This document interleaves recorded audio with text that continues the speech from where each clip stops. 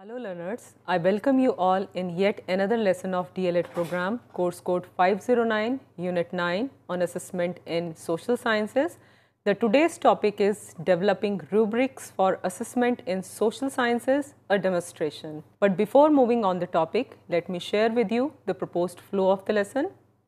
In the beginning, I would share with you the lesson guide, the expectation in terms of learning objectives. Then we will discuss about the alternative assessment, its concept and need.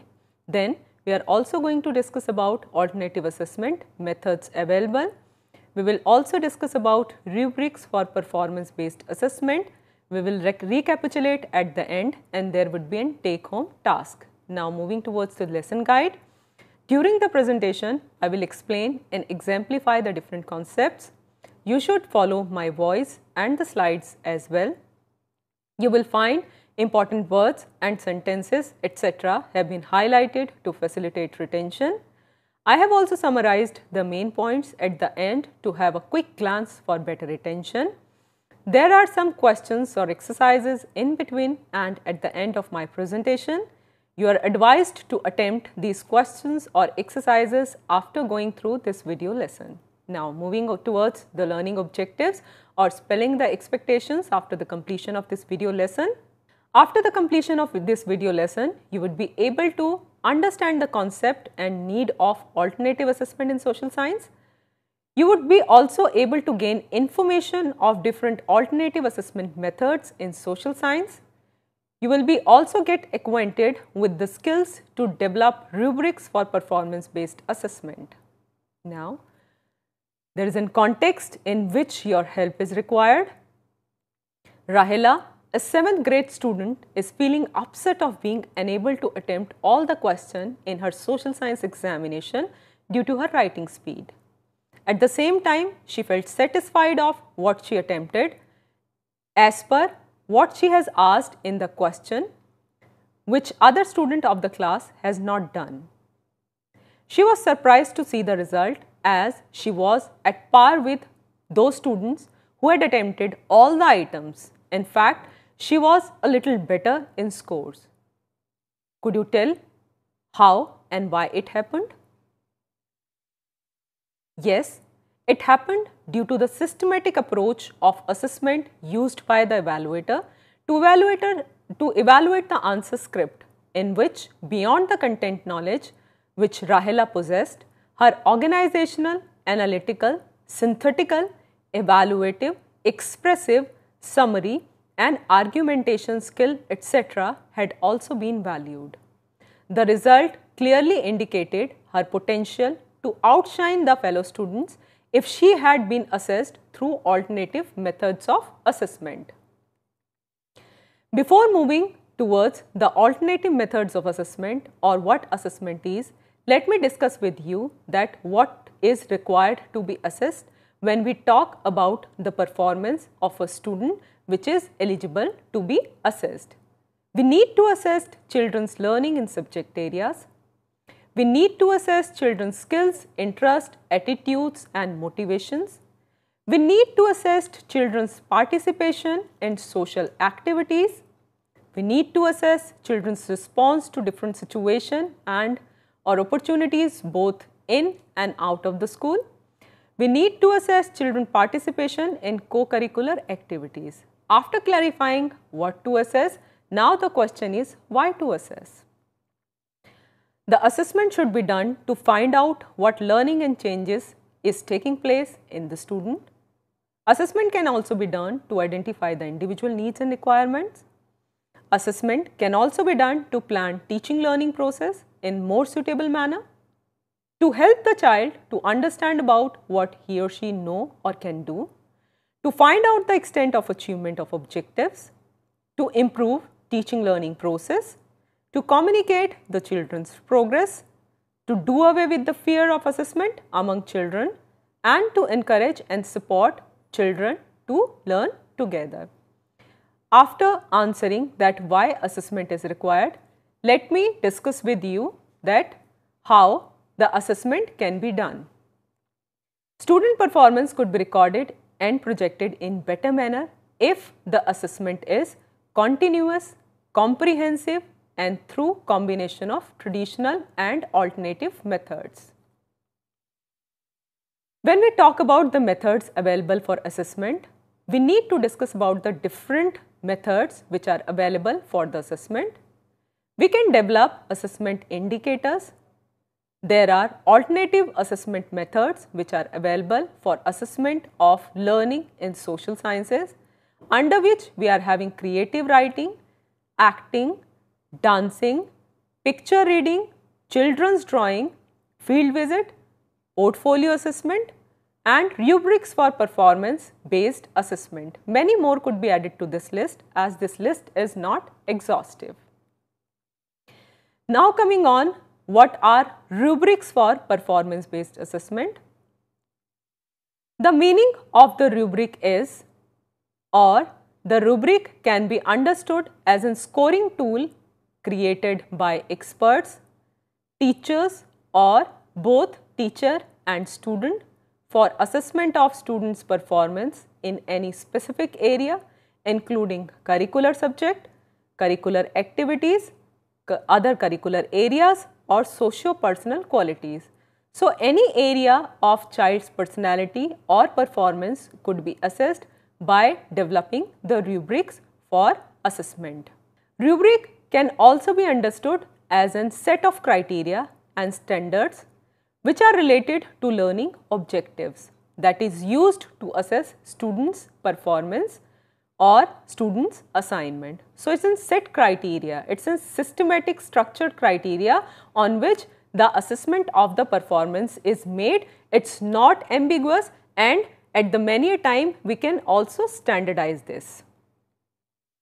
Now, the question comes, how we can use rubrics, or why we use rubrics for assessment. Rubrics allow for standardized evaluation according to the specified criteria, making grading simpler and more transparent. It is a scoring guide that seeks to evaluate a student's performance based on the sum of full range of criteria than a single numerical score. When we give marks to a student, we are going to determine his or her future based on that single numerical score.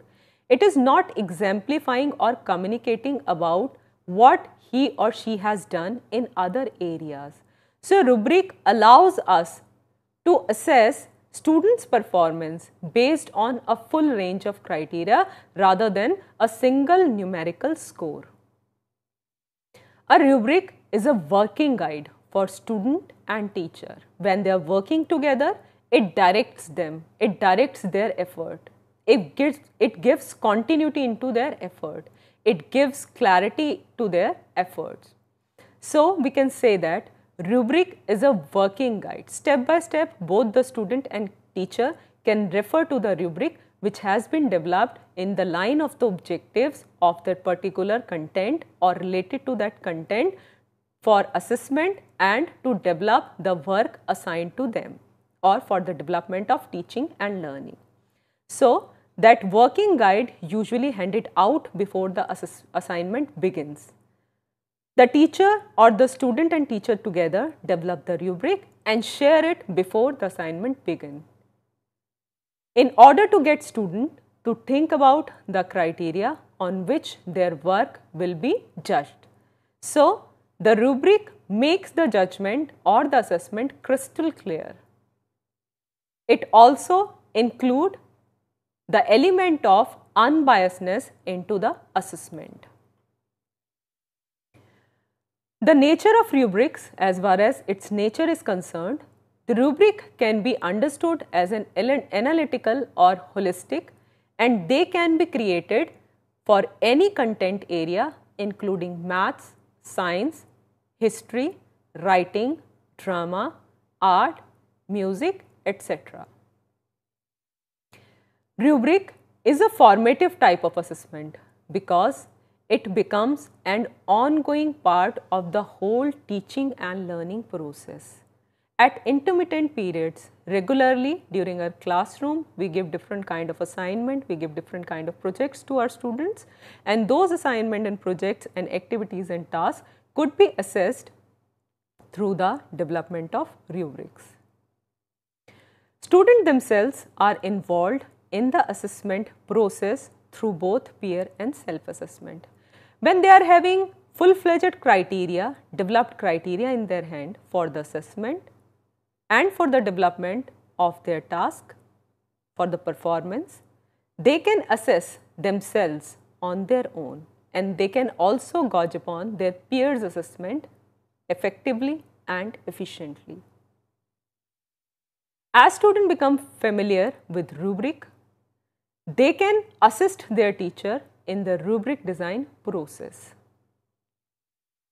Day by day they grow, day by day they emerge, day by day they learn that how to break a task into smaller pieces, how to have reference to the objectives of learning, and how to move further.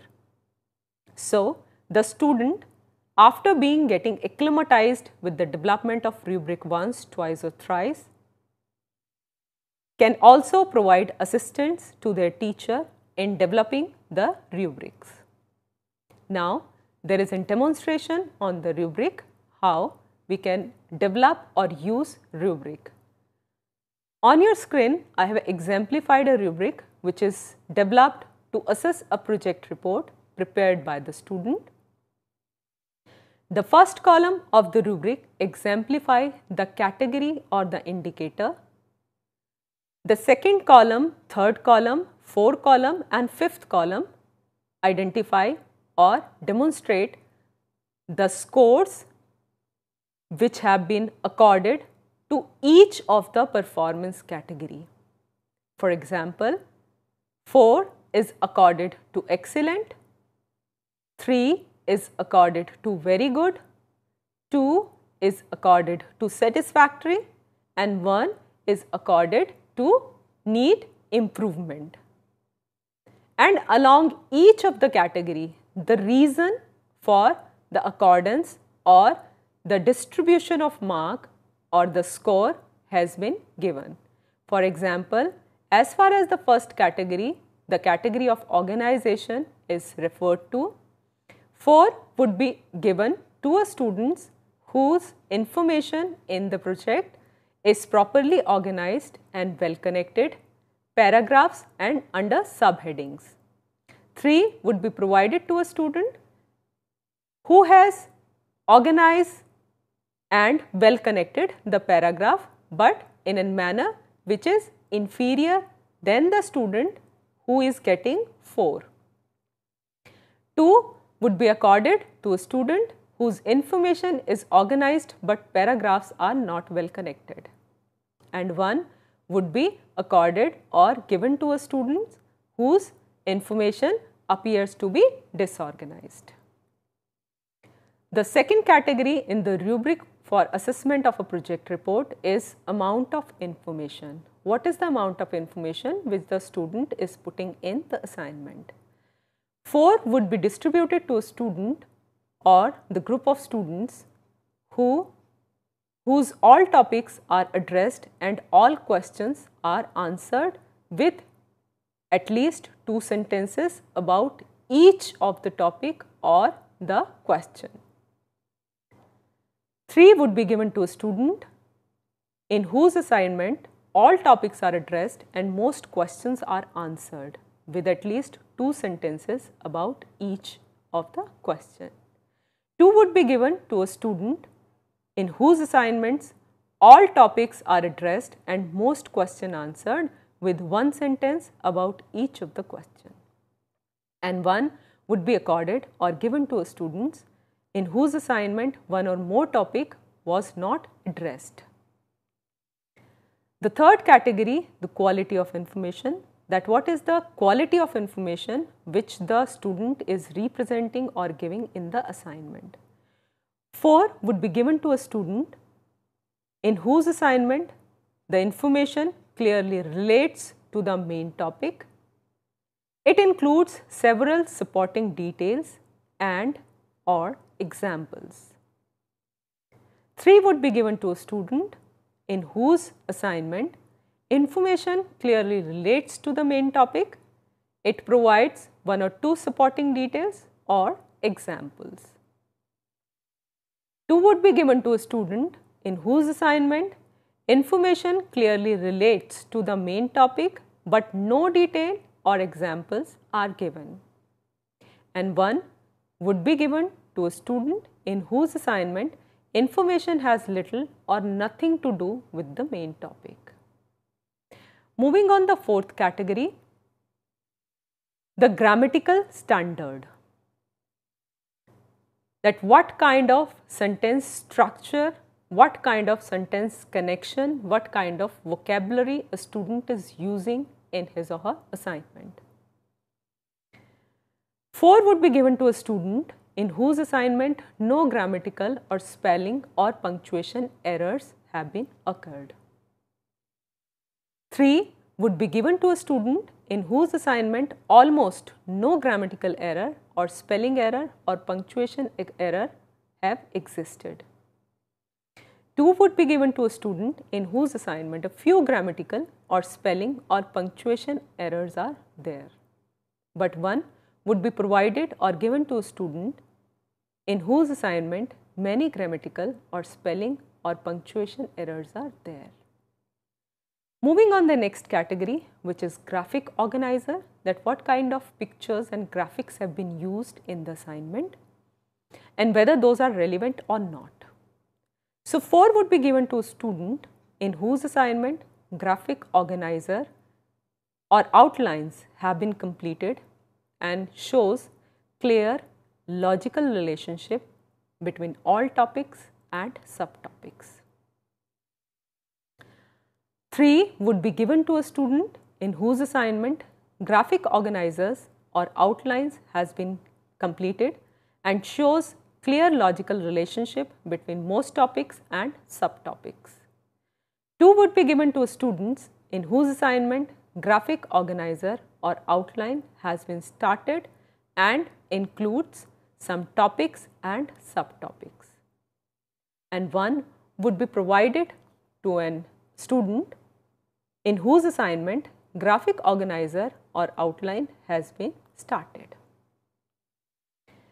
Now moving on the next category, which is diagrams and illustration. What kind of diagrams and illustrations have been used in the assignment? 4 would be accorded to a student in whose assignment diagram and illustrations are neat, accurate and add to the reader's understanding of the topic. 3 would be given to a student in whose assignment diagram and illustrations are accurate and add to the reader's understanding. 2 would be given to a student in whose assignment diagrams and illustrations are neat and accurate and sometimes add to the reader's understanding of the topic. And 1 would be provided to a student in whose assignment diagrams and illustrations are not accurate or do not add to the reader's understanding of the topic. So it has been well exemplified that depending on the nature of the content or depending on the nature of the project or assignment, we can develop rubric. We can have different kind of categories under which the assessment could take place, and on the basis of this rubric you can develop many more. Now to move on with the advantages of rubric, why the rubrics to be used for assessment of students. The use of rubric can improve students' performance by clearly showing the students how their work will be evaluated and what is expected from them.